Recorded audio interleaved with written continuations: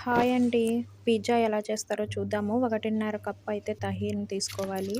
And 1:30 ఫింజాల్ milk powder and 3/4 ఫింజాలొచ్చి చక్కెర and 1 స్పూనొచ్చి ఖమీరా and కొద్దిగా salt అయితే తీసుకోవాలండి. ఒక చిటికెడైతే సరిపోతుంది.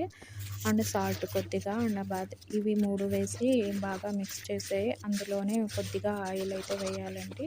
అండ్ కొద్దిగా ఆయిల్ కూడా అందులో వేసి బాగా మిక్స్ చేసి కొద్దిగా మనం చపాతీ పిండి కలుపుకున్నట్టుగా వాటర్ అయితే వేసి చపాతీ పిండిగా కలుపుకున్నట్టుగా అయితే కలుపుకొని మనం ఒక 1 అవర్ అయితే పక్కన పెట్టుకుంటే సరిపోతుందండి. ఆ పిండి అయితే బాగా పులిసినట్టుగా అవుతుంది కాబట్టి ఒక 1 అవర్ పక్కన పెట్టుకుంటే సరిపోతుందండి. అలా పక్కన పెట్టుకొని ఆ తర్వాత అయితే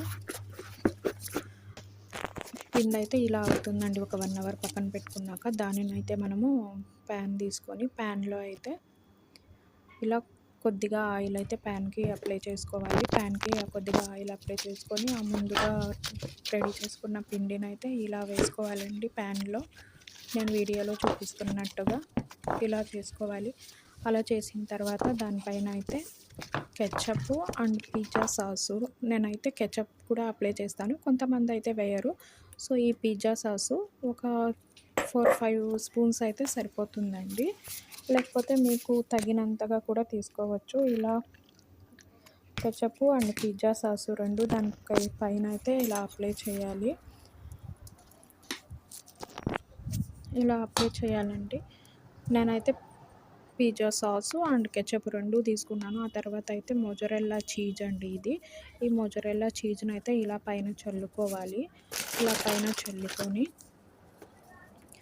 దానిపైన అయితే మనం మళ్ళీ సాస్‌లయితే వేసుకోవాలండి. సాస్‌లతో ఇలా రౌండ్‌గా డిజైన్స్ అయితే వేసుకోవాలి. దీన్నైతే రాంచ్ అంటారు. ఈ రాంచ్‌తో ఇలా రౌండ్‌గా డిజైన్స్ అయితే వేసుకోవాలండి.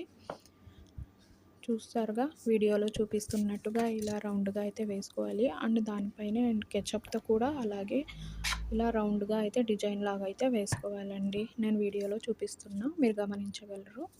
అండ్ ఇదైతే బర్గర్ అండి. లెహమ్ బర్గర్ అంటారు. ఈ లెహమ్ బర్గర్‌నైతే ఇలా చిన్న చిన్న ముక్కలుగా చేసి వాటి మధ్యలో పెట్టాలండి. వాటి మధ్యలో పెట్టి ఆ తర్వాత అయితే ఇదైతే ఫినిష్ అండి ఇక్కడితో. మళ్ళీ అయితే దీన్నైతే మనం ఫోరెన్‌లో పెట్టాలండి. ఫోరెన్‌లో అయితే ఫస్ట్ అయితే స్టార్టింగు కింద మంట పెట్టాలి. ఒక 5, 10 మినిట్స్ అయితే సరిపోతుంది. ఫస్ట్ కింద మంట పెట్టి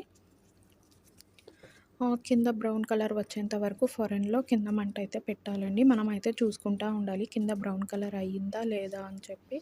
అలా కింద బ్రౌన్ కలర్ అయ్యాక కింద ఆఫ్ చేసి పైన మంట పెట్టి ఇలా పై మంట పెట్టాక ఆ జిబిన్ ముక్కలన్నీ